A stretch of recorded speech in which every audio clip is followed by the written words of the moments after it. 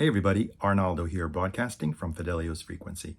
Welcome to my channel, and welcome to another episode of The Sun Shines Out of Our Behinds, our mini-series that focuses on the music of the Smiths. And if you haven't already noticed from the title of this video, the thumbnail, as well as the background behind me, today we are celebrating the 40th anniversary of the album Hatful of Hollow. So we'll take a deep dive into this album right after the intro. So cue the intro and I will see you in a bit.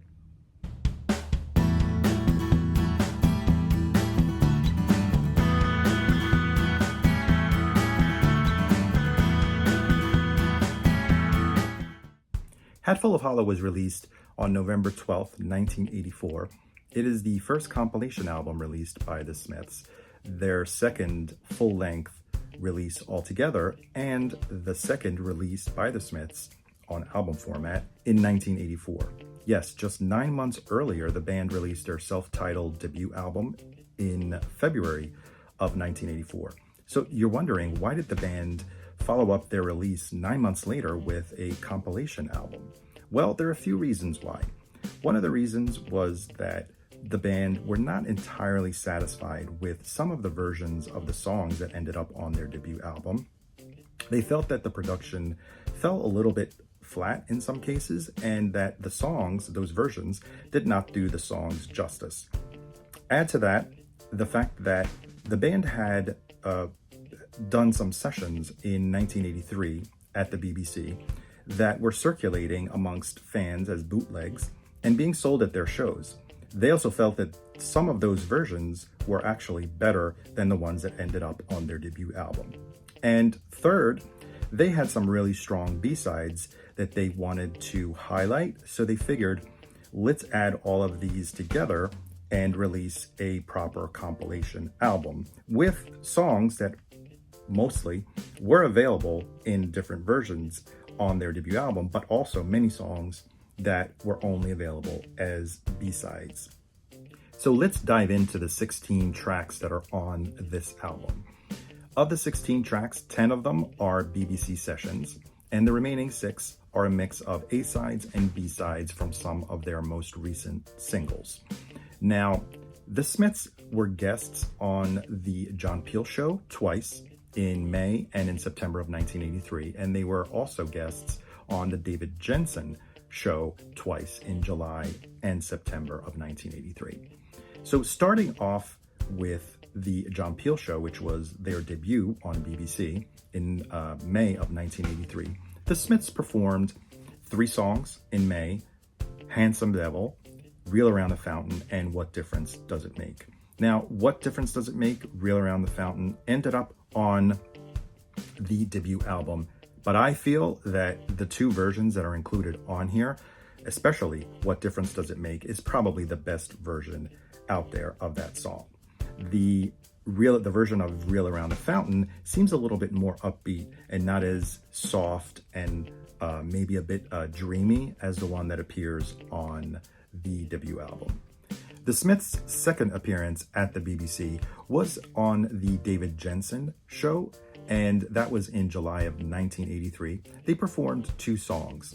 The first being These Things Take Time, which ended up being a B-side in a studio version of the 12-inch of What Difference Does It Make, and an album track, or what was to become an album track, and that is You've Got Everything Now. I tend to prefer the version of You've Got Everything Now on Hatful of Hollow from the David Jensen Show. Over the course of the summer of 1983, the momentum of the Smiths was starting to build up. They had just released their first single, Hand in Glove, and they had appeared in the David Jensen Show, like I said earlier, in July. So their final 2 sessions at the BBC were both in September. They returned in September of 1983 back to the John Peel Show, where they performed This Charming Man, which was to become their next single. And I think this version is as good as the released version of the single. It's a slightly different arrangement, not as punchy as the version that was released on the single. It's a swing, kind of like a swingy-er version of This Charming Man. Then they performed an exclusive song that you can only get on Hatful of Hollow, and it is their version of This Night Has Opened My Eyes. The song was also recorded in studio for release of as a B-side for Nowhere Fast, a track that was pulled from their second album, Mita's Murder, which probably we'll talk about in a few months. Third song from the John Peel session of September '83 was Back to the Old House, which would end up becoming a B-side of the 12-inch of What Difference Does It Make? But I find that the version performed on the John Peel show and included in Hatful of Hollow is by far superior. It's an acoustic version, all acoustic guitars, whereas the version that was re-recorded has an electric guitar. In September of 1983, they made a second visit to the David Jensen show, and included from those sessions is Accept Yourself, which would become also a B-side to the 12-inch of This Charming Man. I like them both. I really do like the shiny, really well-recorded version that did appear on the B-side of This Charming Man's 12-inch, but this one is equally as good.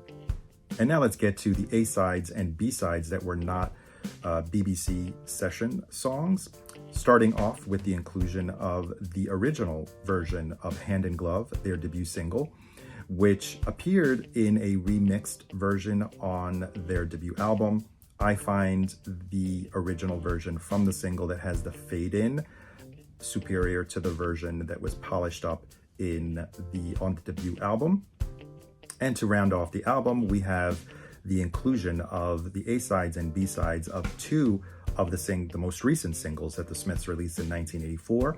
So from May of 1984, we have Heaven Knows I'm Miserable Now, backed by Girl Afraid. And just a few months before the release of this album, the Smiths released in August of 1984, probably what I consider their finest record, and actually made a video about this record, and you can find that on my channel. The 12-inch single of William, It Was Really Nothing, which in addition to that track featured on Hatful of Hollow, we have probably two of the all-time best Smiths songs, and that is How Soon Is Now and Please, Please, Please Let Me Get What I Want. And that is one of the main reasons why many Smiths fans regard Hatful of Hollow as one of their finest and definitely their favorite albums. I would say, in addition to the 4 studio albums, this compilation is definitely a must. Maybe you want to add also Louder Than Bombs, but we'll talk about that compilation at another time in another video. And now let's talk a little bit about the artwork of Hatful of Hollow. As I've mentioned in other videos, Morrissey personally curated all of the artwork that appeared on the album sleeves, 12-inch singles, 7-inch singles, and almost always selected images or still frames from movie scenes of movies that he particularly liked. In a few occasions, though, he did select just photographs that were available, namely the cover of their very first single, Hand in Glove. And in this case, also, it is a photograph allegedly taken by Gilles Decroix, and it appeared in Libération, a tribute issue to Jean Cocteau, and it depicts the Jean Cocteau model, Fabrice Colette, and who it was a fan of Jean Cocteau. As a matter of fact, he has a line art tattoo over his shoulder of Jean Cocteau. And in the first pressings of the album, which is this one, there was no mention. There was no photo credit for this picture for the front cover. Only subsequently, there was a photo credit in the reissue that came out a few years later, and I have it right here, and you probably saw it over my shoulder before. This version features a cropped image of the photograph. You no longer can see the shoulder tattoo, but this one does include some type of credit and mentioning simply Cocteau model. So it's not certain but some digging around on the internet, diehard fans figured out and attribute this photograph to Gilles Decroix. And now going back to the original pressing of Hatful of Hollow, the inner sleeve had a picture taken by Paul Slattery of the band at backstage at Glastonbury, which we no longer have in the reissue. So we go from a gatefold when it was originally released in 1984 to only a wide spine single sleeve release, I believe in 1986. It has now been abandoned. This artwork's been abandoned, and the one that's currently in print is the original. Worth mentioning is the fact that the reissue also had a different inner sleeve, whereas the first version, the credits and lyrics were on a blue with black text. The reissue had a white with blue text, mostly for the lyrics and credits. And I will say the lyrics were in a larger font and much easier to read on the reissue version compared to the original version, where you almost need a magnifying glass to read them. And finally, the Run Out Groove Message by Morrissey.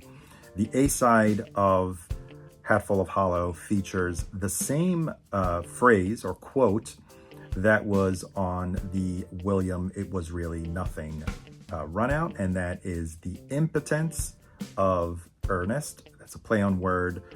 Morrissey's favorite author was Oscar Wilde. One of his plays was The Importance of Being Earnest, so Morrissey twists it around. Beside Run Out Groove, credit was from Johnny Marr. It just says Ian, and Ian is the name of Johnny Marr's brother. Final thoughts on Hatful of Hollow. In my opinion, it's a must-have in the Smiths discography. It has some fine jewels like How Soon Is Now, Please, Please, Please, Let Me Get What I Want. Excellent, even better versions of some of the tracks that featured on their debut from the BBC sessions. What more could you ask for? And I guess that wraps it up for this episode of The Sun Shines Out of Our Behinds. Please let me know your thoughts if you really like Hatful of Hollow. If you have any opinion about this video, please let me know in the comments below. Don't forget to like or dislike if you don't like it. And most importantly, don't forget to subscribe to the channel. As I say every time, it is free. It does not cost you anything, but it helps the channel out a lot. So I will see you on the next video of The Sun Shines Out of Our Behinds, or on the next video dropping on my channel, which I hope is going to be pretty soon. So thanks again for watching, and I will see you on the next one. Bye.